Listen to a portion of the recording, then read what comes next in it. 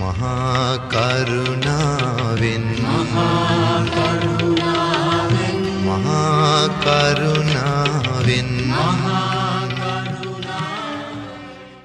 අන්තා චක්කවාලේසු අත්‍රා ගච්ඡන්තු දේවතා සද්ධම්මං මුනි රාජස්ස සුනන්තු සග්ග මොක්ඛදං ධම්මස්සවන කාලෝ අයං භදන්තා ධම්මස්සවන කාලෝ අයං භදන්තා ධම්මස්සවන කාලෝ අයං භදන්තා සාධු සාධු සාධු නමෝ තස්ස භගවතෝ අරහතෝ සම්මා සම්බුද්දස්ස නමෝ තස්ස භගවතෝ අරහතෝ සම්මා සම්බුද්දස්ස නමෝ තස්ස භගවතෝ අරහතෝ සම්මා සම්බුද්දස්ස සාධු සාධු ඉදං වූ ඥාතිනං හෝතු සුඛිතා හොන්තු ඥාතියෝති සාධු සාධු සාධු ගරුතර මහා සංඝරත්නයන් අවසරයි ශ්‍රද්ධාවන්ත පින්වත්නි අපිට බුදුරජාණන් වහන්සේගේ ශාසනයක් මුණ ගැහුණු නිසා අර ඇස් වහගෙන කටයුතු කරද්දී ඇස් ඇරගෙන කටයුතු කරද්දී දෙකේ තියෙන වෙනසේ යම්සේද මේ ලෝකෙ මිනිසු කරන වැඩ මේ ශ්‍රාවකයාට ඇස් ඇරගෙන කටයුතු කරන්නාසේ හැකියාවක් තියෙනවා යමක් අවබෝධයෙන් බුද්ධිමත්ව කරන්න. ඉතින් ඒක බෞද්ධයන් හැටියට පින්වත්නි බුදුරජාණන් වහන්සේගේ ශ්‍රාවකත්වය තුල ඉන්න අපිට අනිවාර්යයෙන්ම තිබිය යුතුයිද නැද්ද? තිබිය යුතුයි. ඒ කියන්නේ අපි ඇස් අරගෙන කටයුතු කරන පිරිසක් මිසක් ඇස් වහගෙන නිදාගෙන ඉන්න පිරිසක් හැටියට කටයුතු නොකරන්න ඕනේ. ඒ සඳහා උන්වහන්සේ අපිට කරන හැම දෙයකම අවබෝධයෙන් කරන්න අවශ්‍ය කරන ධර්මයක් දීලා තියෙනවා. මා අද ඔබට කල්පනා කළා කියා දෙන්න අවබෝධයෙන් කළ යුතු අපිට ජීවිතේ අනිවාර්යෙන් කරන්න මුණ ගැහෙන එක්තරා පින්කමක් සම්බන්ධව. ඒ තමයි අපි දන්නවා අපිට සාමාන්‍ය ජීවිතේදී මුණ ගැහෙනවා 7 දවසේ 3 මාසේ අවුරුද්දේ පින්කම්. ඒවා කියන්නේ අපි මේගේ ඥාතීන්ට පින් අනුමෝදන් කිරීම සඳහා කරන අවස්ථා කියලා. එවැනි අවස්ථා මෙතන ඉන්න ඕනම කෙනෙකුට මුණ ගැහිලා තියනවද නැද්ද? තියෙනවා. ඒ වගේම රූපවාහිනියෙන් මේ වෙලාවේ ධර්මයේ ශ්‍රවණය කරන පින්වත් පිරිසටත් මේ වෙද්දී 7 දවස් 3 මාසයේ අවුරුද්දේ පින්කම් සහ තවත් මේගේ ඥාතීන් අරමුණු කරගත්තු පින්කම් වලට ඕනෑ තරම් සහභාගී වෙන අවස්ථාව යෙදිලා ඇති. එතකොට ඒ පින්කම් වලදී සමහර අයට සැක සංකා ඇති වෙන තැන් මතුවෙන බව අපි දන්නවා. බුදුරජාණන් වහන්සේ පින්වත්නි සැකය කියන දෙයට හරි ලස්සන උපමාවක් පෙන්නනවා. ඒවම හරි පුදුමයි. උන්වහන්සේ පෙන්නන මේක නිකන් තුමන් හන්දියක් වගේ එකක්. දැන් ඔබ දන්නවා කවුරු හරි කෙනෙක් නොදන්න පාරක යනකොට තුමන් හන්දියක් හම්බුණාට පස්සේ එයාට දැන් හැරෙන්න ඒ පැත්තද මේ පැත්තද කියලා තෝරගත්ත යුතු දෙපැත්තක් තියෙනවා. ඒතර මේ දෙපැත්තෙන් මෙයාට යා යුතු හැරිය යුතු පැත්ත කොයි පැත්තද කියලා දන්නේ නැත්තම් එයා කෙනෙක්ගෙන් ඇසිය යුතුයිද නැද්ද? දන්නේ නැත්තම් අසන්න වෙනවා. නැත්තම් එයා යන පැත්ත එක්ක කනාවට හරියයි නැත්තම් වරදිනේ. වැරදුනොත් වැරදුනාමයි ආයි හැරිලා එන්න වෙනවා. අස්සෙන් ෂෝට්කට් තිබුණොත් හොඳයි. හැබැයි මේ ධර්මයත් එක්ක කරන දේ තුළ එහෙම නොමග ගිහිල්ලා පණින ෂෝට්කට් නැහැ. වැරදිච්ච තැනින් ආයි පටන් ගන්න වෙනවා. එතකොට පින්වත්නි ඒ තුම්මන් හන්දියක් හම්බුනහම අපි යා යුතු පැත්ත දන්නේ නැත්නම් කෙනෙක්ගෙන් අහන්න ඕනේ කිව්වා. දැන් අපිටත් ඒ වගේ මේ කරන දේවල් වල සැක සංකා ඇති වෙනකොට යම් කිසි තැනක ඒක තුම්මන් හන්දියක් නම් දැන් අපි කල යුත්තේ කොයි පැත්තද නොකල යුත්තේ කොයි පැත්තද කියලා තෝරගන්න එක කෙනෙක්ගෙන් අහන්න වෙනවනේ. සමහර වෙලාවට මේ පින්කම් ගැන අපි අහනකොට එක එක්කෙනා එක එක දේ කියනවා. මේ අපි හිතමු පහන පත්තු කරන්න ඕනේ, දැල්ල තියන්න ඕනේ බුදු පිළිමේ පැත්තටද අනිත් පැත්තටද කියලා දැනන කෙනෙක් හිතලා ඊට කෙනෙක්ගෙන් අහනවා. කෙනෙක් කියනවා දැල්ල තියන්න ඕනේ බුදු පිළිමේ පැත්තට කියනවා. තව කෙනෙක් කියනවා නෑ නෑ දැල්ල තියන්න ඕනේ අනිත් පැත්තටයි කියනවා. ඉතින් ඔය වගේ අපිට සැකයක් ඇති වෙලා අපි යම් කාරණයක් අහනකොට මම ඒක උදාහරණයක් කිව්වේ. ඒ වගේ අපි කෙනෙක්ගෙන් අහද්දී පිරිසක් එකක් කියනවා, තව පිරිසක් තව එකක් කියනවා. එතකොට අපිට කවුද හරි කවුද වැරදි කියන ප්‍රශ්නෙකුත් වෙනවා. ඒ නිසා හොඳම දේ තමයි අපිට මේ පින්කම් සම්බන්ධව කෙසේ කළ යුතුද අවබෝධයෙන් කියලා ප්‍රශ්නයක් එද්දී අපේ මතේ අදාළ නැහැ. අපිට කාගේවත් මතේ අවශ්‍ය නැහැ. එක එක්කෙනා දරන මත. එයා සමහර විට ප්‍රසිද්ධ කෙනෙක් වෙන්න පුළුවන්. එහෙම නැත්නම් එයා නායක කෙනෙක් වෙන්න පුළුවන්, මහානායක කෙනෙක් වෙන්න පුළුවන්. නැත්නම් මහ උගත් කෙනෙක් වෙන්න පුළුවන්, කතිකාචාර්ය කෙනෙක්, මහාචාර්ය කෙනෙක්. අපිට කිසි දෙයක් අදාළ නැහැ. චාල්ස් ඩාවින්ටත් වැරදුනානේ නේ. පරිණාමවාදී කියන්නේ කියලා. මේ මත බිඳුනායි. ඒතර විද්‍යාඥයටත් ඒගොල්ලෝ නිගමන කරන්නේ යම් මතයකට මනක්කල්පිතව බැසග, ඒ කියන්නේ හිතලා බැස ගන්න මේක මෙහෙම වෙන්නේ නැති කියලා. ඒක හරි වෙන්නත් පුළුවන්, වැරදි වෙන්නත් පුළුවන්ද නැද්ද? ඒ නිසා අපිට ඕනේ මේ ලෝකේ සම්පූර්ණයෙන් අවබෝධ කරපු කෙනෙක් අවබෝධයෙන්ම වදාළ දෙයක් එක්ක සැක විසඳ ගන්න. මිසක් එක එක්කෙනාගේ මත නෙමෙයි. එහෙනම් අපි අපේ ප්‍රශ්නවලට පිළිතුරු ගත යුත්තේ කාගේ දෙයින්ද? බුදුරජාණන් වහන්සේගේ ධර්මයෙන්. මිසක් අපිට වෙන කිසි කෙනෙක්ගේ කිසි අදහසක් ඕනේ නැත. පරම්පරා ගානකින් කරගෙන එන එකක් කිව්වත් අපිට ඒක ඕනේ නැහැ. අපිට ඕනේ බුදුරජාණන් වහන්සේ වදාළ දේ විතරයි. මොකද උන්වහන්සේ මේක හිතලා මනක්කල්පිතව ගොඩනගාගෙන මේක මෙහෙමනම් අර එහෙම වෙන්නේ නැති කියලා දේශනා කරපුවා නැහැ. උන්වහන්සේ අවබෝධයෙන් පෙන්නපු දෙයක්. බුදුරජාණන් වහන්සේට ගුණයක් තියෙනවා ලෝකවිදූ කියලා. අපි කියන ඉතිපිසෝ භගවාරහං සම්මා සම්බුද්ධෝ විජ්ජාචරණ සම්පන්නෝ සුගතෝ ලෝකවිදූ. මෙතන ලෝකවිදූ කියලා කිව්වේ උන්වහන්සේට සියලුම ලෝක ගැන විදූ කිව්වේ අවබෝධේ. උන්වහන්සේට හැම ලෝකයක් ගැනම අවබෝධයක් තියෙනවා. ඒක නිකන් බාගෙට ඇති වෙච්ච අවබෝධයක් නෙමෙයි, පරිපූර්ණ අවබෝධයක් තියෙනවා. උන්වහන්සේ අවබෝධ කරපු ලෝක ගැන අපිට දැනගත යුතු දෙයක් නම්, අවශ්‍ය දෙයක් නම් ඒ දේ කියා දුන්නා. අද අපි සාකච්ඡා කරන කාරණාව දැන්ට ඔබ ටිකක් දන්නවා. ඒ තමයි මේ මියගේ ඥාතීන්ට අවබෝධයෙන් කොහොමද පින් අනුමෝදන් කරන්නේ කියන එක ගැන.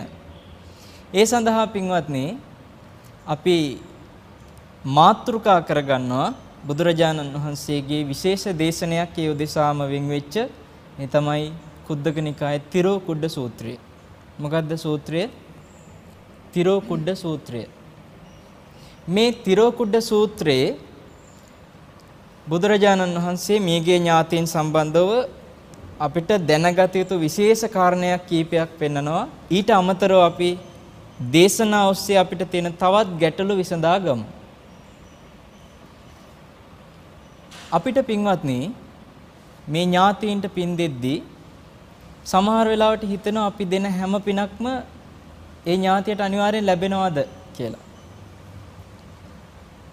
ඒ ප්‍රශ්නෙට බුදුරජාණන් වහන්සේගෙන් ජානුස්සෝනි කියලා බ්‍රාහ්මණෙක් ඇවිල්ලා අහනවා එක තැනකදී ඒකෙන් උත්තරේ ලැබෙනවා. කියන්නේ අපි කරන පින අනිවාර්යයෙන්ම ඥාතියට ලැබෙනවද නැද්ද? ඒ ප්‍රශ්නේ ජානුස්සෝනි ඇහුවම බුදුරජාණන් වහන්සේ වදාලා ජානුස්සෝනි ලැබෙන පිරිසකුත් ඉන්නව නොලැබෙන පිරිසකුත් ඉන්නවා කිව්වා.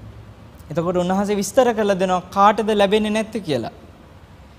නිරේ ඉපදුනා නම් තමන්ගේ මේගේ ඥාතියා මේ පින ලැබෙන්නේ නැහැ.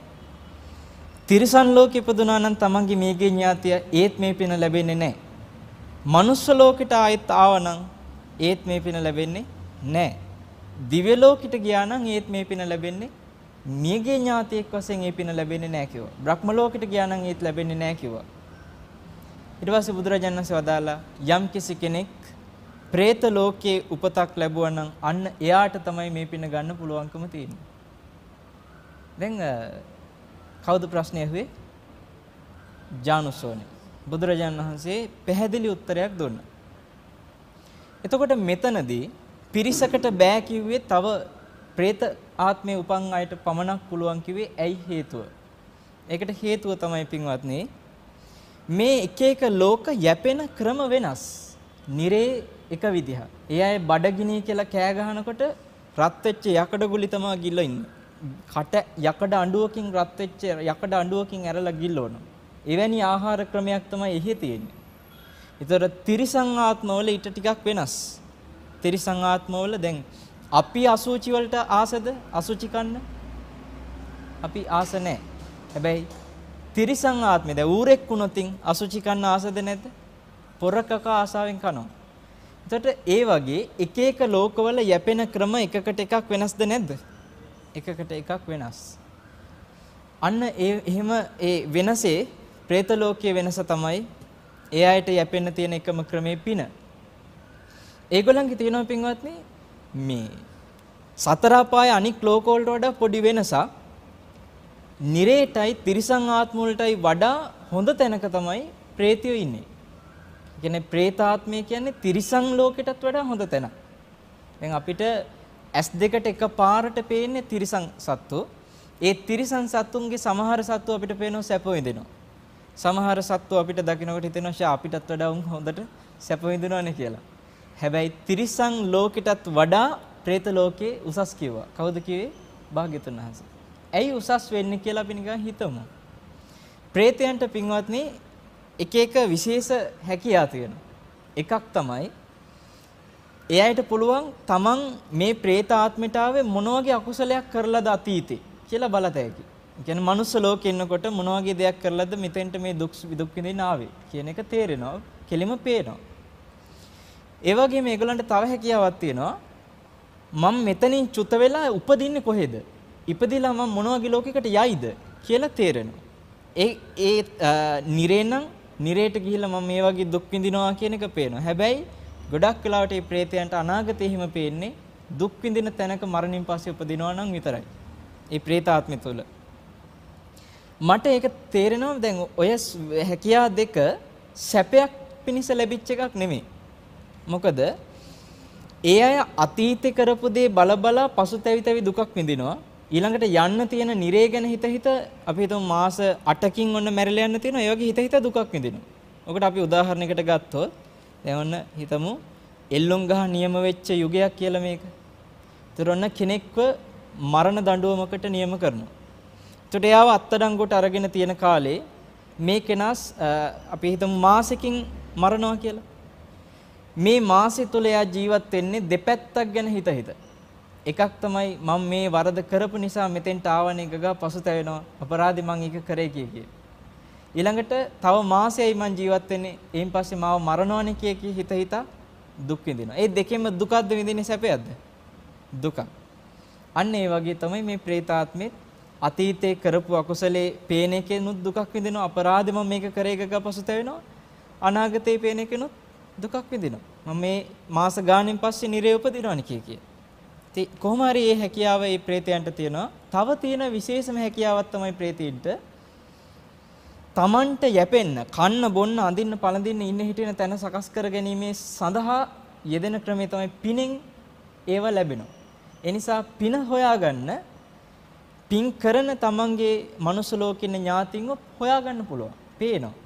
එහෙම ඥාතින්ව හොයාගෙන ඒ අය ළඟට ගිහිල්ලා යම් කිසි ක්‍රමයකට අඟවන්න පුළුවන්කම තියෙනවා. මෙන්න මෙහෙම මට පින් ඕනේ කියලා. ඒ නිසා බුදුරජාණන් වහන්සේ මේ තිරෝකුඩ සූත්‍රයේත් පෙන්නනවා සමහරලාට ජීවත් වෙලා ඉන්න ඥාතීන්ට අමතක වෙලා නම් මේ මැරිච්ච කෙනාව සමහර විට ඒ ඥාතියා දොරමුළු අස්සේ ඇඳන් අස්සේ කොහේ හරි ගෙදර අස්සක මුල්ලක තැනක ඇවිල්ලා ඉන්න පුළුවන් කිව්වා. ඇවිල්ලා බලාගෙන ඉන්නවා මට දැන් පින් දෙයිද කිය. ඒතර දෙන්නේ නැති වුණාට පස්සේ එක එක විපත් කරනවායි කිව්වා. දැන් අපිට පේනවා අදත් ඔය වගේ පින් නොදී සමහරලාට අවුරුදු ගණන් ගිහිල්ලා අමතක වෙලා. ඒ මැරිච්ච කෙනා තාත්තා නම් තාත්තා හදපු ගෙදර තමයි දැන් මේ දරුවෝ ජීවත් වෙන්නේ. අර ඊරිසියයි කාටද? තරහක් එනවා. මං හදපු ගෙදර මේ අය සැපසේ ඉන්නවා. නමුත් මට කිසිම පිනක් දෙන්නේ නැහැ. මාව අමතක කරලා කියලා තරහක් එනවා. ඊට පස්සේ අපිට පේන අසුචි ගෙනත් දානවා. උයාගත්තු කෑම වලට දොරවල් වලට තට්ටු කරනවා, රැතිසේ බය කරනවා, ජනෙල් වලට ගල් ගහනවා, විවිධ දේ කරනවා. ඊට පස්සේ ඇඟවල වලට වැහෙනවා. මේ හැම දෙයක්ම පින් අවශ්‍ය වෙලා කරන එක එක ඇඟවීම්, නිමිති, ගති වගේ එක එක ක්‍රම සමහරවිට හීනෙන් ඇවිල්ලා පේනවා. මේ එක එක ක්‍රම ඔස්සේ පින් ඉල්ල ගැනීමේ හැකියාවක් ප්‍රේතයන්ට තියෙනවා. ඒක තියනවද නිරේ නිරිසත්තුන්ට? නෑ. ඒක තියනවද තිරිසන් ලෝකේ තිරිසන් සත්තුන්ට? නෑ.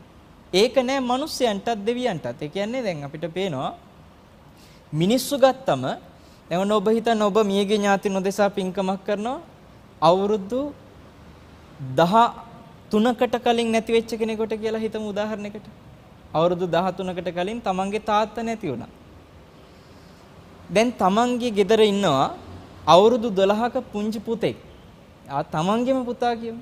දැන් මේ පුතා වෙලා ඉපදුනේ වෙන කවුරුවත් නෙමෙයි තමන්ගේ තාත්තමයි කියමු. අර මාස 10 මව්කුසේ ඉන්න කාලෙත් එකතු කරලා ගත්තම ඒ කාලේ අවුරුදු 12 එකතු වුනම 13 හරි.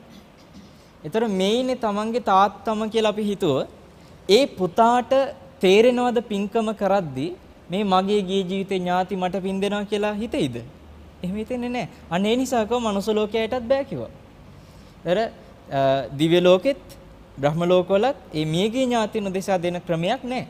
අන්න ඒක සීමා වෙලා තියෙන්නේ പ്രേත ලෝකේ ප්‍රේතයන්ට විතරයි. ඉතින් මේ പ്രേත ලෝකය ගැන මතක් කරපු නිසා සිහිපත් කළ යුතු පින්වත්නි එක දෙයක්. මේ ලෝකේ වැඩියෙන්ම සත්වයන් උපදින ලෝකේ කොහෙද?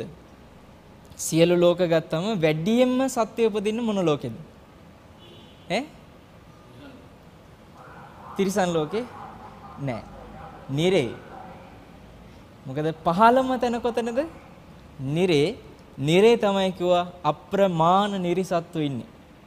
ඒකේ සීමාවක් කරගන්න බැරි තරම්. ඊළඟට තිරිසන් ලෝකේ. ඊට පස්සේ പ്രേත ලෝකේ. එයින් පස්සේ මනුස්ස ලෝකේ. ඊට පස්සේ දිව්‍ය ලෝකේ. ඔය විදිහට කියන්නේ මේකේ මේ පහළම තැනට තමයි වැඩිම කට්ටිය යන්නේ. එනේ දැන් අපිට පේනවනේ ඉන්න මිනිස්සු කරන දේවල් වලින් දැන් ධර්මදේශනයක් අහන්න එන පිරිසයි සංගීතයක් අහන්න එන පිරිසයි කියන දෙකොටසෙන් ගත්තම අපිට තේරෙනවා අර පහළම තැනට යන්නද උත්සාහ කරන්නේ උඩම තැනට යන්නද කියන එකනේ. එතකොට සීමාව තේරෙනවා. ඒ වගේ ගත්තම සාමාන්‍යයෙන් පින්වත්නි මනුස්ස ලෝකෙට සාපේක්ෂව പ്രേත ලෝකයේ පිරිස වැඩිද නැද්ද? වැඩි. ඒ പ്രേත ලෝකයේ ඉන්න පිරිස අතර ගොඩාක් වෙලාවට අර නිරේටයි තිරිසන් ලෝකෙටයි යන්නේ නැතුව බේරිලා ආපු පින් ඇති පිරිසක් ඉන්නවා. මොකද අර දෙක ඊට වඩා භයානකයිනේ. දැන් දේශනා කීපයකම තියෙනවා බුදුරජාණන් වහන්සේ පෙන්නලා නියත මිත්‍යා දෘෂ්ටිකයා යමෙක් මිසදිටු ඇතෝ ඉන්නවනම් ඒ කියන්නේ අපි හිතුව පින්පව් විශ්වාස කරන්නේ අම්මා තාත්තා පිළිගන්නේ නත්ති මාතා නත්ති පිතා අම්මා තාත්තා පිළිගන්නේ කියන එක දෙවියන් වහන්සේ මැව්වා කියලා පිළිගන්නකොටම ඉවරයි. ඒ කියන්නේ දෙවියන් විසින් තමන්ව මැව්වා කියලා පිළිගැනීමේ යටින් කියවෙන්නේ මොකද්ද? නත්ති මාතා නත්ති පිතා. ඒක මිත්‍යා දෘෂ්ටියට අයිතිද නැත්ද? අයිති. යමෙක් මිසදිටුව තුල ඉන්නව නම් එයාට මරණින් පස්සේ උපත් දෙකයි කිව්වා. ඒක එකකුත් නෙමෙයි තුනකුත් නෙමෙයි.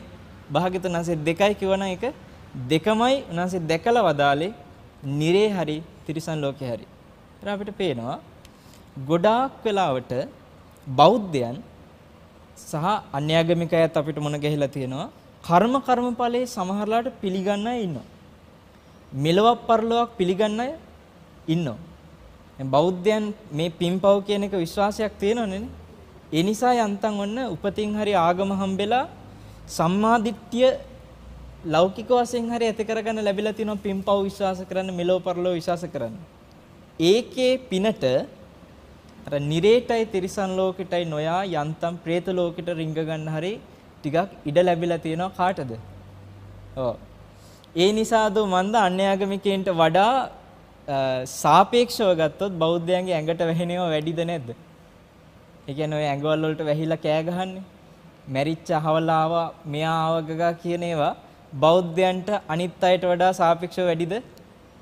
වැඩිනේ. ඒ වැඩි වෙන්න හේතුව හැටියට අපිට තේරෙනවා මේ අය අර යන්තම් ලෞකික මිත්‍යා දෘෂ්ටියෙන් බේරිලා පින්පව් විශ්වාස කරගෙන මැරිච්ච නිසා പ്രേත ලෝකෙවත් ගිහිලා බේරිලා කියලා. එතකොට මේ പ്രേත ලෝකෙ ගියේ ඥාතියා එහෙනම් අපි පින් අනුමෝදන් කරනකොට ඒ පින ගන්න එනවද නැද්ද කියන එක අපි දන්නේ නැහැ. සමහර විට යා මනුස්ස ලෝක වෙන්න පුළුවන්, සමහර විට දිව්‍ය ලෝක වෙන්න පුළුවන්, සමහර විට පහළ තැනක වෙන්න පුළුවන්. ජානුස්සෝනි අහන ප්‍රශ්නය ස්වාමීනි භාග්‍යතුන් වහන්සේ ඔබ වහන්සේ අවබෝධයෙන්ම දකිනවා නිරේ තිරිසන් ලෝකේ, මනුස්ස ලෝක, දිව්‍ය ලෝක ආදී තැන්වල පින් ගන්න බෑ කියලා. പ്രേත ලෝකේ පමණයි පින් ගන්න පුළුවන් කියලා. ස්වාමීනි එතකොට අපි ගොඩාක් වේදම් කරලා පින්කම කරනවා.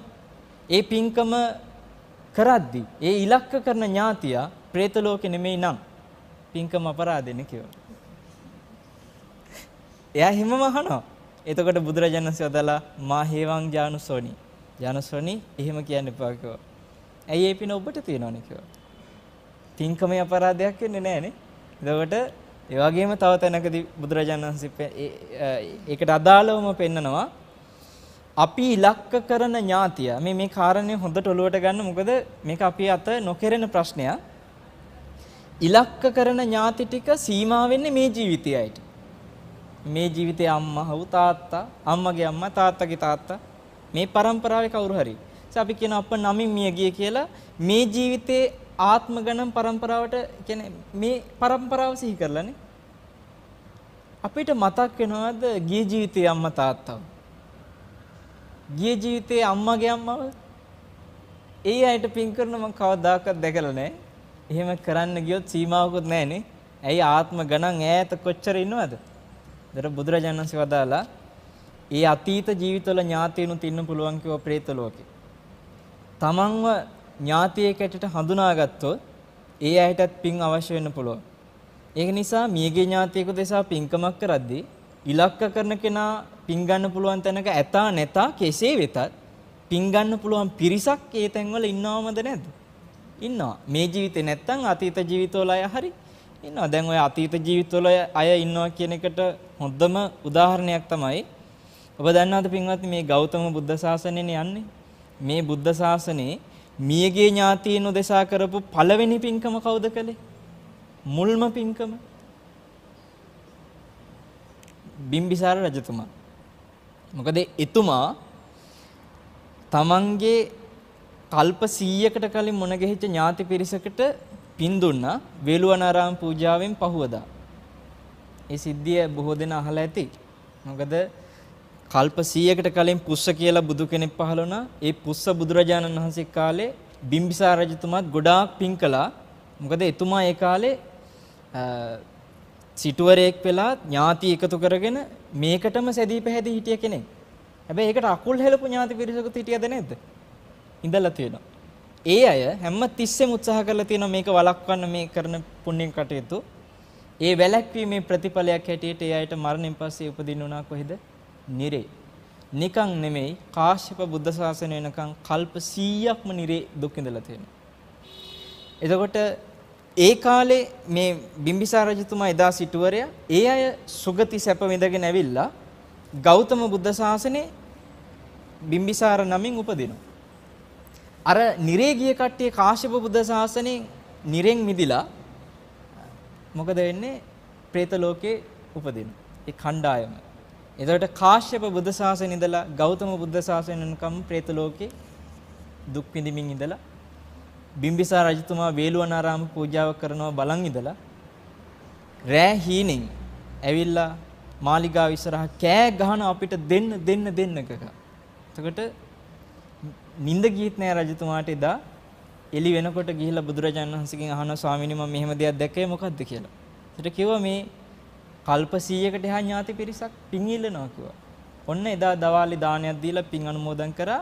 ඒ පින ලැබුණා අර ඥාති පිරිසට. දැන් බලන්න පළවෙනිම පින්කම ඕක මේ බුද්ධ ශාසනයේ. දුන්නේ මේ ජීවිතේ ඥාතීන්ටද අතීත ඥාතීන්ටද? අතීත ඥාතීන්ට. අපේ අතින් එහෙම එකක් කෙරෙනවද? නැහැ. දැන් තව අවස්ථාවක් තියෙනවා සාරිපුත්ත මහරහතන් වහන්සේ ළඟට කොණ්ඩෙන් ඇඟ වහගත්තු ඇට ඉලිප්පිච්ච නහරවැල් මතුවෙච්ච විරූපි ප්‍රේතියක් එනවා. ඇවිල්ලා අඬන්න පටන් ගත්තා. සාරිපුත්ත සන්නසේ බලනකොට මේ තමන්ගේම ආත්ම පහකට කලින් අම්මා. ඊට පස්සේ දැන් പ്രേත ලෝකේ ගොඩාක් දුක් විඳිනවා. සරියුත් සන්නසේ මොකද කරේ? පිණ්ඩපාතයට ලැබිච්ච දානි පූජා කළා රහතන් වහන්සේලාට. පූජා කරලා ඒ පින් දුන්නා අර අම්මට. ඒ අම්මා සුවපත් වෙලා දෙවඟනක් වගේ එනවා. ඔන්න പ്രേත ලෝකේ තියෙන එක අවස්ථාවක් ඒක.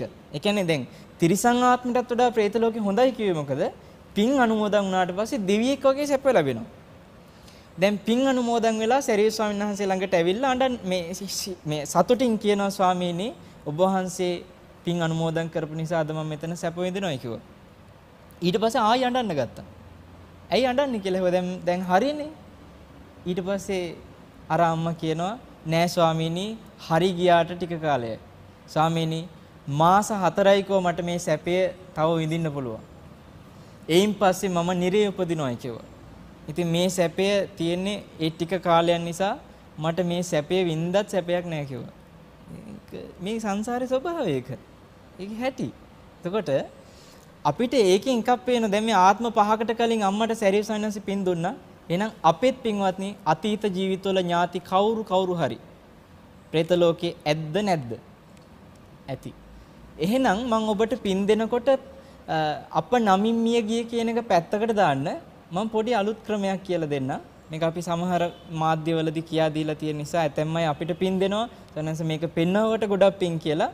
ඒ තමයි තමන්ගේ සංසාරගත යම්තා ඥාතියෝ ඇතනම් ඒ හැම දිනාටම මේ පින් හේතු වේවා කියන හිත ඇති කරගන්න. ඒතර මේකේ නිකන් අර බාගෙට බෙදෙන එක අංග සම්පූර්ණව බෙදුවා වගේ වැඩක් වෙනවානේ. මොකද මේ ජීවිතේ ඉන්නේ ස්වල්ප දෙනයි. මේ සංසාරයේ අතීතේ ඉඳන් එන ඥාතින්ගේ හැටියට ගත්තම කීයෙන් කී දෙනාද මේ ජීවිතේ ඉන්නේ. ඒ නිසා පින්වත්නි ඔන්න ඒක එහෙම කරන්න. එතනදී ජානුසෝනෙට බුදුරජාණන් වහන්සේ වදාලා මේ කරන පින ඔබටත් තියෙනවා සංසාරේ කවුරු හරි ඥාතියෙකුට ලැබෙනවා. ඉලක්ක කරන කෙනා പ്രേත ලෝකේ ඇතා නැතා පින් කරන්න කිව්වා. ඒ ප්‍රශ්නේ හරි. දැන් එහෙනම් අපි දන්නවා පින ලැබෙන්නේ කාටද? പ്രേතාත්මයකට ගියාට පස්සේ. ඒ പ്രേත ආත්මය ගැන අපිට නිතර හිතෙන්න ඕනේ කාරණයක්. ඒ තමයි ඔබ කැමතිද ඔය පාරවල් ගානේ තියෙන කෙල සීම සොටු තියෙනව නේද?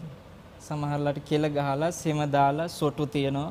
කැහියෝ විවිධ දේ තියෙනවා. පාරේ යන ගමන් ඕ ටික ඇහිඳගෙන කකා යන්න කැමතිද? දැන් මූණ ඇඹුල් වෙනවනේ. ඒ කියන්නේ හරි පිළිකුල්. අපිම කටින් දාපුවා තමයි ඉතින්.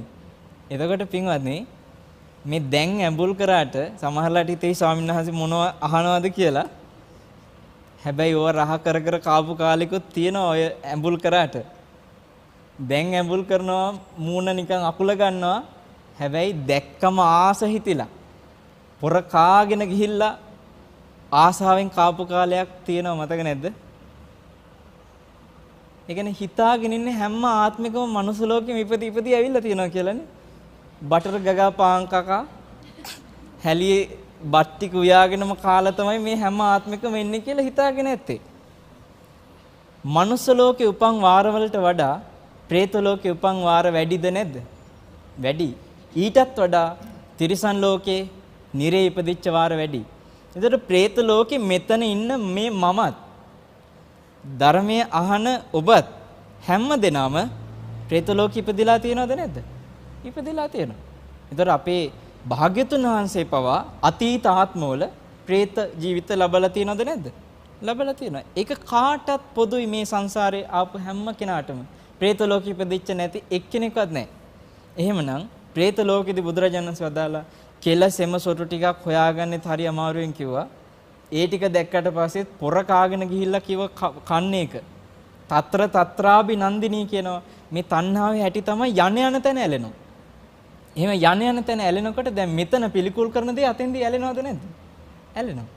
එහෙනම් මෙතන ඉන්න හැම කෙනාම කෙල සෙම සොටු හොඳට රහ කර කර කාලා ඇවිල්ලා දැන් ඇඹුල් කරාට ඔබ අමතක කරන්න එපා. තාමත් අපිට ඒව කන්න අවස්ථාව තියෙනවද නැද්ද? තියෙනවා. අතීතේ ගහපු එක නම් අමතක කරතෑකි. දැන් ඉතින් ඒක නෑනේ. නමුත් ඉස්සරහටත් කන්න තියෙනවනේ. ඒකනේ ප්‍රශ්නේ තියෙන්නේ. ඉතින් එතකොට ඒක හරවන්නේ කොහොමද අපි? මේක හිතාගන්න බැරි විදිහට කැරකිලා යන්නේ. අපිට මතකයි එක පුතෙක් දවසක් මට මතක් කරා. ඒක මාධ්‍ය ආයතනයට ගරුත්වය සඳහා කියන්නම් මේ බෞද්ධයකේම කාර්ය මණ්ඩලයේ එක පුතෙක් මා එක්ක ධර්ම සාකච්ඡාවකට ආපු වෙලාවකදී මට මතක් කරා ස්වාමීන් වහන්සේ සමහරවිට මට හිතෙනවා කිව්වා දැඩි වතුර තිබහක් වෙනකොට දැන් වාහනයක යද්දි හරි කොහේ හරි වතුර ටිකක් හොයාගන්න බැරි තැනක මේ තදට වතුර තිබහකේදී මට එකපාරටම හිතෙනවා කිව්වා මේ වතුර තිබහ ඇවිල්ලා දැඩි මේ ලෝභ සහගත සිතකින් ඉන්න මොහොතක මැරුණොත් මං പ്രേත ලෝකේ අය නේද කියලා. ඒ කියන්නේ പ്രേත ලෝකයට වැටෙන ඉඩ තියෙන අන්නේ තැන්වල දැඩි ලෝභය දැඩි ද්වේෂය තියෙන තැන්වල කෙලින්ම අතෙන්ට යන ඉඩ වැඩි. හැබැයි දැකලා ඇති මේ සමහර මරණාසන්න වෙච්ච අය ඇඳේ ඉඳගෙන කතා කරගන්න බෑ හිර වෙලා. වචන පිට වෙන්නේ ගගා කියවනවා. දැකලා ඇතිනේ. ඒතර එහෙම කියවනකොට එයා මොනවද ඉල්ලන්නේ කියලා තේරෙනවද අපිට? තේරෙන්නේ නැහැ. සමහරවිට එයා වතුර ටිකක් ඉල්ලන්නේ. දැන් ළඟ ඉන්න අයට තේරෙන්නේ නැති නිසා ඒ අය බලාගෙන ඉන්නවා. ඇයි ගගා අහනවා. දැන් මෙයාට වතුර ඕනේ. ඊට පස්සේ මෙයාගේ හිතේ තරහක් එනවද නැද්ද? වතුර ටිකක් දෙන්නේ කියලා තරහක් එනවා. ඔය අතරේ මලොත් මොකද වෙන්නේ? ඔන්න කෙලින්ම දැන් වතුර හොය හිටියේ. ඊට දැන් ගිහිල්ලා හොයන්න වෙන්නේ මොනවද? කියලා සෙමසොට්ටු. දැන් වතුර ටිකක් නැහැ එතකොට. ඉතින් ඒ නිසා එවැනි අවස්ථාවල අපිට සිහිය පවත්වන්න බැරි නම් මේ ධර්මය ඇහුවට පොඩ්ඩක්වත් වැඩක් නැහැ. මොකද තව අවුරුදු 50කින් 60කින් පස්සේ අපිට ඕවා කන්න ඉඩ තියෙන්නත් පුළුවන්. මේකේ විනිශ්චය අපි අතේ. මම ඔබට මේක තේරුම් ගන්න සිද්ධියක් කියන්නම්. එක හොරෙක් බුදුරජාණන් වහන්සේ කාලේ හොරකම් කළ රජතුමාට අහුවෙලා දංගෙඩියට නියම වෙලා දංගෙඩිය ළඟට ගෙනිච්චා. දැන් එතෙන්දී අහනවා අන්තිම කැමැත්ත ඉල්ලන්න කියලා වරයා. ඉල්ලුවට පස්සේ මේ මිනිස්සයා කියනවා මට කැවුම් කරන්න ආසයි. ඊට රජතුමා යාට කැවුම් ටිකක් ලැබෙන සලස්සන එක කැවුමක් දෙකක්. දැන් මේ කැවුම ලැබුණම මෙයා මේක කන්න ලෑස්ති වෙනකොට අපි දන්නවා අන්තිම මොහොතේ මේ ආස කරන දේ කන්නේ ආසාවෙන්ද නැද්ද? ගොඩාක් ආසාවෙන්. දැන් මේක කන්න හදනකොට දැක්කා මුගලන් මහරහතන් වහන්සේ පිණ්ඩපාතේ වඩිනවා. වඩිනවා දැක්කම බලන්න මෙයා හිතින් තනිකර මෙයාගේ උපත හරවන හැටි මෙයා කල්පනා කළා ස්වාමින් වහන්සේට මේක පූජා කළොත් මට මෙතනින් ගියාට පස්සෙත් මේක ලැබෙනවා. හැබැයි මම මේක දැන් මෙතන කෑවොත් එහෙම මෙතනම අතහැරලා යන බඩේ ඉතුරු කරලා තමයි යන්නේ. ඒ නිසා මං කණේකට වඩා හොඳ ආයෝජනයක් මේක මට ගෙනියන්න ලැබෙන කියලා කලෙත් මං ජීවත් වෙලා ඉන්න තාක්කල් පවුනේ කියලා කියනවා. එතන ඉන්න මිනිස්සෙකුට මට අර ශ්‍රමණයන් වහන්සේට මේක පූජා කරන්න ඕනේ කිව්වා. එහෙනම් කියලා ගිහිල්ලා කතා කරා මිනිස්සෙක් ස්වාමීනි ඔබ වහන්සේට අර හොරා මේ කැවුම පූජා කරගන්න උම්නාවෙන් ඉන්නවා කියලා ස්වාමීන් වහන්සේ වැඩියම පූජා කරා. ස්වාමීන් වහන්සේ මොකද කළේ? එතනම තැනක වාඩි වෙලා පේන්න වැළඳුවා. අරයා හරි සතුටින් තමයි මරණයට මුහුණ දුන්නේ. මැරලා කෙලින්ම ගිහිල්ලා ඉපදුනා බෝමාට දෙවියෙක් කියලා. දැන් උපදින්න හිටියේ කොහෙද? එක්ක නිරේ, එක්ක പ്രേතාත්මේ කොහේ හරි තැනක. කෙලින්ම එයාගෙම උපතට තීන්දුව දුන්නද නැද්ද? ඒ කියන්නේ තීන්දුව කාගේ අතේද තියෙන්නේ? තමන්ගේ අතේ තීන්දුව තියෙන්නේ. එහෙනම් විනිශ්චයකාරය කවුද? තමන්ගේ විනිශ්චයකාරය තමන්මයි. ඉතින් ඒ නිසා මේ പ്രേත ලෝකෙට යන ඉඩකඩ අපිම අහුරගත යුතුයි කියන එක ගැන තේරුම් ගන්න මම තව කාරණයක් මතක් කරන්නම්. අපිට පින්වත්නි දැන් පැහැදිලි පින් ගන්න පුළුවන් പ്രേතාත්මය කියලා. ඔය പ്രേතාත්මයට පින් දුන්නම අපි හිතන්නේ එතනින් අත් මිදලා සුගතියකට එනවා කියලානේ. ඇහුවොත් නැත්තම් ඔය පින්කමකදී මේ පින මොකටද කියලා කියන්නේ කෙලින්ම එතනින් අත් මිදලා උඩට එන්න පුළුවන්. ඒ නිසා දෙනවා කියලා. ඒ වගේමයි අපිට පේනවා ස්වාමින් වහන්සේලාත් මියගේ ඥාතිගේ පින්කම් වලදී ගිහිල්ලා කියන්නේ කොහොමද? දුක් ඇති අභව්‍ය තැනක ඉපදී ඇත්නම් එයින් අත් මිදී සුගතියකට ඒවා කියනවා. අහලා නැද්ද? එහෙමම තමයි කියන්නේ. ඒතර මේ කාරණිතක මම නිකන් කල්පනා කළා මේක නිකන් සමහර අයට හරි chance එකක්. කියන්නේ දැන් ජීවත් වෙලා ඉදී මංකොල්ල කාලා මිනි මරලා කරන්න තියෙන ඔක්කොම ජඩ වැඩ ටික කරලා මැරිච්ච මිනිස්සයටත් ඔය පින්කම කරලා ඔය විදිහට කියනවද නැද්ද? දුක් ඇති අභව්‍ය තැනක ඉපදී ඇත්නම් එයින් අත් මිදී සුගතියකට පැමිණේවා. දැන් ඕක කියනකොට එක්ක 3 මාසෙන් හරි එක්ක 7 දවසෙන් හරි වැඩි මොන්නම් අවුරුද්දෙන් හරි අර පිනේ බලෙන් එනවද නැද්ද එහෙනම් සුගතියට? එන්න ඕනේ. පිනේ බලේ තියනවා නම් එන්න ඕනේ නේ. ආව කියමුකෝ. එතකොට යාර කරපු ඔක්කොම පින් ටික අහෝසිද නැද්ද? අකුසල් ටික අහෝසි. එහෙනම් එකක් කියන්න. අපිටත් 7 දවසේ 3 මාස පින්කම් ටික කෙරෙයිද නැද්ද? කෙරෙයිනේ. එහෙමනම් මොකටද බෞද්ධයා බලන්නේ? එහෙනම් මොකටද අපි පින් කරන්නේ?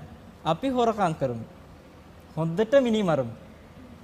කරන්න තියෙන හැම දූෂණයක්ම කරමු. මොකද කිසි ප්‍රශ්නයක් නැහැ. අපිට 7 දවසේ පින්කමෙදිත් කියනවා දුක් ඇති අභවයතන කිපදී ඇතනම් ආත්මිදී සුගතියකට ඒවා. එහෙනම් 3 මාසෙත් කියනවා අවුරුද්දෙත් කියනවා මොකෙන් හරි අපි එතකොට උඩට එන්න බෑනේ. මේක ප්‍රශ්නයක්. දැන් මේ වගේ කාරණා පරම්පරාවෙන් ආවා කියලා අපේ පුරුද්දක් අපිට සිරිතක් තියෙනෝනේ. බුදුරජාණන් වහන්සේ ඕක කිව්වද? ඔහොම එකක්. අපිට බුද්ධ දේශනාවෙන් බහා බලන්න පුළුවන්කම තියෙනෝනේ. මම ඒක කළා. එතකොට බුද්ධ දේශනාවල බලනකොට පින්වත්නි මම ඔය වෙච්ච සිද්ධිය නිකන් මට තේරෙනවා මේ වගේ දැන් සමහර ඇමතිවරුන්ගේ පුතු මොකක් හරි වරදක් කරලා හිරේ ගියාට පස්සේ දවසයි ඔන්නම් හිරේ ඉන්නේ එළියට එනවද නැද්ද? නඩුත් නැහැ. කෙලින්ම එළියේ. ඊට පස්සේ කිසි ප්‍රශ්නයක් නැහැ හොඳට ඉන්නවා. ඒ වගේ තමයි මේකත්. ඒ කියන්නේ 3 මාසෙන් 7 දවසෙන් එළියට ආවා. ඊට පස්සේ කිසි ප්‍රශ්නයක් නැහැ. එක කෝල් එකකින් ආවා වගේ. පින්වත්නි අසිබන්ධක පුත්ත ගාමිණී කියලා කෙනෙක් බුදුරජාණන් වහන්සේ ළඟට ඇවිල්ලා දවසක් අහනවා මේක තියෙනවා අසිබන්ධක සූත්‍රය කියලා සංයුත නිකාය 4. ඒකේ බුදුරජාණන් වහන්සේගෙන් අහනවා අර ගාමිණී ස්වාමීනි දැන් සමහර ආගම් වල කතා කරනවා මැරිච්ච කෙනෙක් දුක් සහිත තැනක නම් එයා වෙයින් උඩට ගන්න පුළුවන් කියලා. සුගතියට ගන්න පුළුවන් කියලා ජීවත් වෙලා ඉන්න අයට එක එක යාග හෝම නොයෙකුත් දේ කරලා. ස්වාමීනි එහෙම පුළුවන් ද ජීවත් වෙලා ඉන්න අයට අර මැරිච්ච කෙනා උඩට ගන්න? කෙලින්ම අපේ ප්‍රශ්නේ නෙමෙයි. බුදුරජාණන් වහන්සේ ලස්සන උපමාවකින් පෙන්නනවා මේ ප්‍රශ්නෙට උත්තරේ. විශාල පිරිසක් ලොකු ගලක් උස්සගෙන ගිහිල්ලා පොකුණකට අතාරිනවා. අතෑරියට පස්සේ පොකුණේ යටට යනවා ගල. ගියාම අර මිනිස්සු ටික ප්‍රාර්ථනා කරනවා ඒයි ගල උඩ පාවෙන්න ගා. යාඥා කරනවා ප්‍රාර්ථනා කරනවා විවිධ දේ කරනවා. කොච්චර කරත් අර ගල උඩ පාවෙයිද? පාවෙන්නේ නැහැ. බුදුරජාණන් වහන්සේ වදාලා අර අසිබන්ධකට ගාමිණී අන්න ඒ වගේ දුගතියේ දුක් සහිත අභවයේ තැනකට යන තැන දෙයක් කරමින් ජීවත් වෙලා කෙනෙක් මැරුණා නම් එයාගේ කර්ම විපාකය එතන විඳිනවා කිව්වා. එයාව සුගතියට ගන්න එක හරියට අර ගල උඩ පා කරවන්න මහන්සි ගන්නවා වගේ වැඩක් කිව්වා. පැහැදිලි එහෙනම් එකක්. ඒ තමයි අපේ සුගතිය අපි මැරුණාට පස්සේ ජීවත් වෙලා ඉන්න ඥාතින්ට හදන්න පුළුවන්ද? අපේ සුගතිය හදන්න ඒ අයට බෑ. අපේ සුගතිය හදාගත යුත්තේ කවුද? අපිමයි. එහෙනම් අපි මෙතෙන්දී අපේ සුගතිය සකස් කරගත්තා නම් මරුණාට පස්සේ අපිට 7 දවස් 3 මාසෙ පින්කම් ඕනේද? ඕනේ නැහැ. අන්න එතෙන්ටයි බුදුරජාණන් වහන්සේගේ ශ්‍රාවකයා එන්න ඕනේ. එතකොට පින්වත්නි මේ විදිහට මරණින් පස්සේ මේක කෙරෙන්නේ නැහැ කියන එකට අපිට හොඳ උදාහරණයක් මම අර කලින් කිව්වේ සරියුත් ස්වාමීන් වහන්සේගේ ආත්ම පාකට කලින් අම්මා මට මතකයිනේ. එතකොට එතන සරියුත් ස්වාමීන් වහන්සේ පොඩි පිනක්ද කළේ? රහතන් වහන්සේ නමක් විසින් රහතන් වහන්සේ නමකට දන් දුන්නා. ඒක චූටි පිනක්ද? සාමාන්‍ය සිල්වතෙකුට පින් මේ දානයක් දුන්නත් ඒ දානේ මහත්ඵලයි.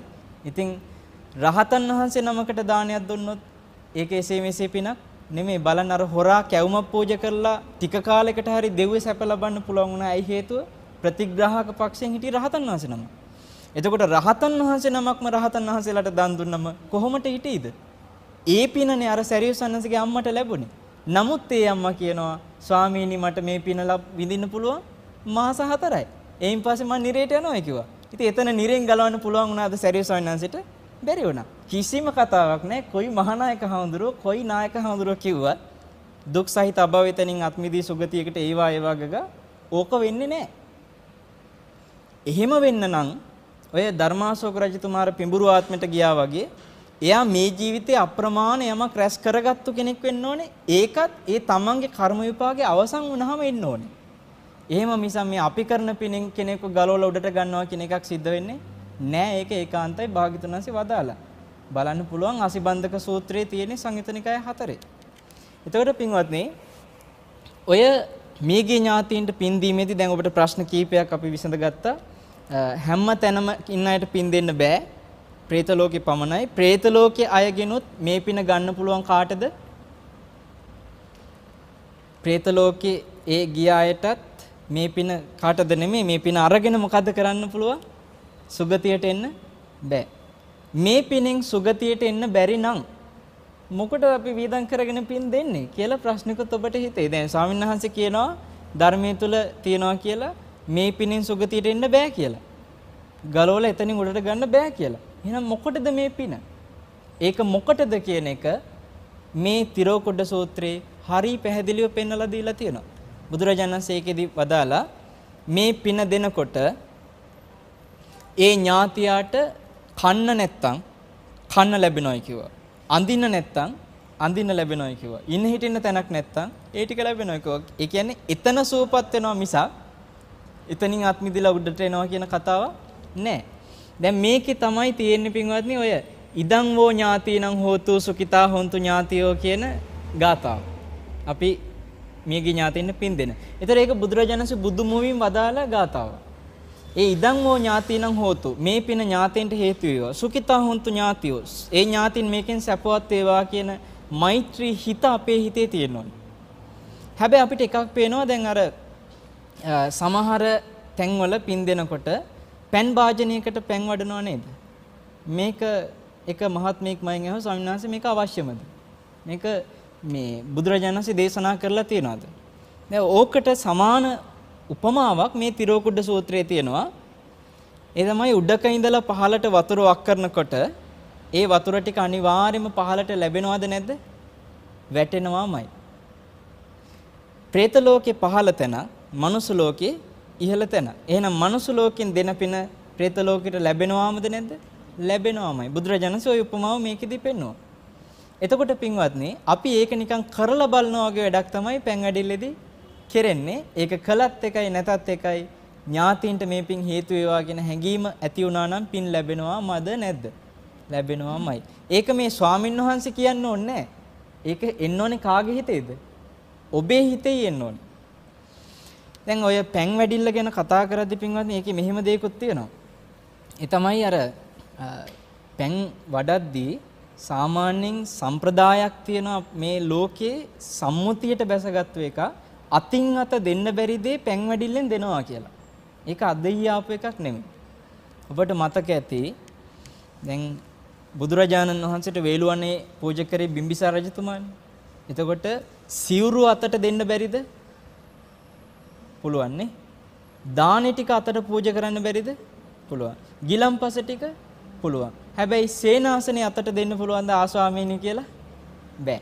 ඒතර වේළුවනාරාමේ අතට දෙන්න බැරි නිසා විනය පිටකේ තියෙන මහා වග්ගපාළියේ මේ වේළුවනාරාමේ බිම්බිසාර රජතුමා භාග්‍යතුන් වහන්සේගේ අතට පෑන් වඩලා තමයි පූජා කරේ කියලා. ඒ මොකද ඒක අතට දෙන්න බැරි නිසා. එහෙනම් අතට දෙන්න බැරි දේ පෑන් වැඩීමකින් චාරිත්‍රයක් හැටියට කරනවා. ඒක ඔය අනාථපිණ්ඩික සිටුතුමා ජේතවනේ පූජා කරද්දී එහෙම තමයි පූජා කරේ. ඒ විතරක් නෙමෙයි අපේ රටේ ගත්තත් දේවානම්පියතිස්ස රජතුමා මහමෙවුනාව පූජා කළා කාටද? මිහිඳු මහරහතන් වහන්සේට. ඒත් මිහිඳු මහරහතන් වහන්සේගේ අතට පෑන් වඩලා. එහෙනම් ඒක හරි ක්‍රමේ. ඒක අදයි එක නෙමෙයි ඈත කල්ප ගණන් අතීතෙත් සිද්ධ වුණා කියලා තේරෙනවා. වෙස්සන්තර ජාතකයේ ඔකට එක තැනක් තියෙනවා ඔබට මතක ඇති. ඇතාව දන් දුන්නේ ඒ බමුණට කොහොමද? ඇතාව උස්සලා ආ කියලා අතට දෙත හැකිද? බෑ. ඒ නිසා කලේ මොකද්ද? අර බමුණගේ අතට වෙස්සන්තර රජතුමා පෑන් වැඩුවා. එහෙනම් මේ පෑන් වඩන එකෙන් කරන්නේ අතට දෙන්න බැරි දේ දීම. එතකොට පින්වත්නි මෙතනත් මියගේ ඥාතියාට අර දීමක් අපිට පේන්නේ නැහනේ. ඒ දෙන එක පේන්නේ නැති නිසා ඒක අපි නිකන් අර පෑන් වැඩිමකින් චාරිත්‍රානුකූලව කරනවා කියලා හිතත හැකි. ඒකේ නිසා වරදක් නැහැ. නමුත් ඒක කරන්න අත්‍යවශ්‍යම දෙයක්ුත් නෙමෙයි කියන එක තේරුම් ගන්න. ඒ වගේමයි පින්වත්නි සමහර වෙලාවට මිනිස්සු අතර ප්‍රශ්න තියෙනවා මේ මියගේ ඥාතීන්ට පින් දෙනකොට දින නියමයක් තියෙනවද? ඇයි දැන් අපේ රටේ තියෙනවනේ පැහැදිලි දින නියමයක්. 7 දවස් 3 මාසෙ අවුරුද්ද එක දින නියම කරගෙන. ඒ දින නියමෙටම අනිවාර්යෙන් දෙන්න ඕනේ එදාටම. ඒ දවසේ එහා මෙහා වුණොත් පින් ලැබෙන එකක් නැද්ද කියලා සැක තියෙනවා. ඒතර මේ කාරණේ බුද්ධ දේශනා ඇසුරෙන් බලනකොට පින්වත්නි භාග්‍යතුන් වහන්සේ කිසි තැනක මියගේ ඥාතියට අසවල් දාට අහවල් විදියට අහවල් තැන මේ විදිහට පින් දෙන්න කියලා එකක් කොහෙවත් පෙන්නලා නැහැ. උන්වහන්සේගේ මේ දේශනාවලට අනුව බැලුවම කර්මඵල ගැන විශ්වාසයත් තේරුම් අරගෙන බැලුවම පේනවා ඕන තැනක ඕන විදිහකට පින් දෙන්න පුළුවන්ද බැරිද? පුළුවන්. එහෙනම් මොකද මේ 7 දවසෙන්ම 3 මාසෙන්ම කියලා දින නියමයක් ඇවිල්ලා තියෙන්නේ? ඒවට හේතු තියෙනවා. ඒ අතීතයේ යම් යම් දේ සකස් වුණා යම් යම් හේතු නිසා. 7 දවස් කියන එක සකස් වෙන්නේ පින්වත්නි මේ බුද්ධ ශාසනයේ විකෘති කරන්න පිරිසක් බුදුරජාණන් වහන්සේ පහළලා කල්ප 100කින් පස්සේ මේ අවුරුදු 100කින් පස්සේ පහළ වුණා. ඒ තමයි වජ්ජි පුත්‍රක භික්ෂූන්. ඒ අය දෙවෙනි සංගායනාවෙන් පස්සේ හිතු මතේට මති මතාන්තර හදා මේක අවුල් ජාලාවක් කළා. දැන් තුන්වෙනි සංගායනාවේදී මොග්ගලී පුත්ත තිස්ස මහරහතන් වහන්සේ සංගායනාව කරන ගමන් ඒ කාලේ තීච්ච මති මතාන්තර ඛණ්ඩණය කරලා වෙනම පොත් තුනක් සකස් කරනවා. පොත් දැන් අපිට පොත් තුනක්. නමුත් ඒ තනි ග්‍රන්ථයක්. ඒ තමයි කතාවත්තු ප්‍රකරණේ අභිධර්මයේ තියෙනවා. ඒ කතාවත්තු ප්‍රකරණේ තුන්වෙනි සංගායනාවේදී මොග්ගලී පුත්ත තිස්ස මහරහතන් වහන්සේ තමයි හැදුවේ. මොකක්ද ඒකේ තියෙන්නේ? අර මති මතාන්තර එකතු කරපු දේවල් ඔක්කොම ඇදලා අරගෙන මත 200 ගණනක් තියෙනවා. ඒ මත ටික ඛණ්ඩණය කරනවා. ඒකයි ඒකේ තියෙන්නේ. එතකොට ඒකේ තියෙන අන්තරාභවය කියන එක. එහෙනම් පේනවා මේ දෙවෙනි සංගායනාවෙන් පස්සේ සකස් වෙච්ච එකක් තමයි මොන මතේද? අන්තරාභවය කියන එක. අන්තරාභවය කියන මතේ හැදුව කෙනත් අපිට ඉතිහාසයෙන් හොයාගන්න පුළුවන්. ඒ තමයි ඔය මහායාන මත සකස් කරපු අශ්වඝෝෂ කියන කෙනා. එතන අශ්වඝෝෂ ලියන අභිධර්ම කෝෂය කියලා එකක්. ඒ අභිධර්ම කෝෂය තමයි මේ ගන්ධබ්බියෝ කියලා පිරිසක් ඉන්නවා අන්තරාභවය කියලා එකක් තියෙනවා කියන මතය ඇදලා දැම්මේ. ඒ දැම්මට පස්සේ ඕක අපේ පිරිසක් ගිල්ලා පිරිසක් දේශනාවලින් බලලා බැහැර කළා. එහෙම ගිල්ල පිරිසක් තමයි ඔය අබේගිරියෙත් හිටියේ අපේ රටේ මහා විහාරයක පිළිගත්තේ නැහැ. මහා විහාරයක රැකගෙන ආපු නිසා අපිට යන්තම් ඉතුරු වුණා. දැන් අපේ අතීතේ ගත්තත් මේ මෑත ඉතිහාසයේ සමහර මහා තෙරුන් වහන්සේලා මේක මහා ප්‍රශ්නයක් කරගත්තා. බුද්ධ දේශනාව ඔස්සේ බැලුවා නම් ඕක ප්‍රශ්නයක් කරගන්න ඕනේද? කිසිම ප්‍රශ්නයක් නැහැ පින්වත්නි. දැන් මේ අශ්වඝෝෂ ලියන්නේ මොකද්ද මෙතන මතයේ හැටියට දවස් 7ක් මැරිලා ගන්ධබ්බේ කැටියට සැරිසරනවලු අහසේ උපතක් හොයාගන්න. ඊට පස්සේ උපත ලැබනවා කියලා. ඒතර මැරුණු තැන ඉඳලා ඊළඟට උපදින තැන දක්වා දවස් 7ක් ගන්ධබ්බේ කැටියට ඉන්නේ ඒ මේ භවයත් ඊළඟ භවයත් අතර භවයලු අන්තරා භවේ. ඉතින් ඕකත් එක්ක මිනිසුන්ට ආව මතයක් එහෙනම් අපි දවස් 7කින් පස්සේ පින්කමක් කරමු. ඇයි හාහා පුරා කියලා ඉපදුනාට පස්සේ මිනිසුන්ට පින් ගන්න කියලා මැරිච්ච කෙනාට. ඒකෙන් ආපු මතයක් තමයි 7 දවසේ කියන මේ සංකල්පේ. ඉතින් ඒක ඇතත් එකයි නැතත් එකයි. ළඟට 3 මාසෙ කියන එක Hindu ආගමේ තියෙනවා ඔය කිලි කියලා කතාව. ඒ කිලි විශ්වාස කර දෙයකේ මරණ කිල්ල මාස් කිල්ල එක එක කිලි වර්ග තියෙනවා දින නියම කරලා. සාමාන්‍යයෙන් Hinduන් මාස 3ක් යනකම් කිසිම දේව පූජාවක් කරන්නේ නැහැ මරණ කිල්ල ගෙදර තියනවා කියලා. නිසා එයා මාස 3න් පස්සේ පූජා පවත්වනවා මැරිච්ච කෙනා වෙනුවෙන්. මෙතනත් අපිට ඒ ආభాසය ඇවිල්ලා මාස 3කින් පස්සේ මේ පින්කම කරමු කියන සකස් වීමක් තමයි ওই 3 මාසේ දාන කියන එකේ තියෙන්නේ. නිසා ඔය එකක්වත් නිශ්චිතව අදාළ කාරණා නෙමෙයි. හැබැයි ඒවා වෙනස් කරන්න ඕනෙත් නැහැ. සම්මුතිය කැඩිය යුතු නැහැ. ඇයි වාසියක් තියෙනවා. මොකද වාසිය දින නියමෙත් තියෙන නිසා අනිවාර්යෙන් වැඩේ කෙරෙනවා. එහෙම නැත්නම් අපි හිතමු තාත්තා මැරිලා අයියයි නංගි ඉන්නේ දරුවෝ. අයියා කියයි මට අහවල් දා බෑ මට පුළුවන් මෙදා. නංගි කියනවා නෑ එදාට මට බෑ මට පුළුවන් අහවල් දා. දින නියමෙන් හරියට කරගන්න බැරි වෙන්නේ නැද්ද? බැරි වෙනවා. ඊළඟට සමහරට කියයි මේ දවස්වල අතේ ටිකක් සල්ලි මදි හොඳට තියෙන කාලයක් බලලා ලොකුවට කරමු කියලා. ඕක කොහොම මගේ හරි යන්න පුළුවන්. දැන් මේ දින නියමෙන් අනිවාර්යෙන් කරනවා. සල්ලි තිබ්බත් එකයි නැතත් එකයි වැඩ තිබ්බත් එකයි නැතත් එකයි. ඒ නිසා ඒ කාරණා අවබෝධයකින් අපි කළ යුතු මේවා දෘෂ්ටිගත වෙන්න එපා. ඒ දවස් අනිවාර්යයෙන්ම කළ යුතුමයි කියන එක. ඉතින් ඔබ හැමදෙනාටම පින්වත්නි ආශිර්වාද කරනවා ඕනම කාරණයක සැක සංකා තියාගන්න නැතුව අනවබෝධයෙන් තොරව අවබෝධයකින්ම මේ උතුම් පුණ්‍ය කටයුතු තුල හික්මෙන්න වාසනාව ශක්තිය ධෛර්යය සැලසේවා කියලා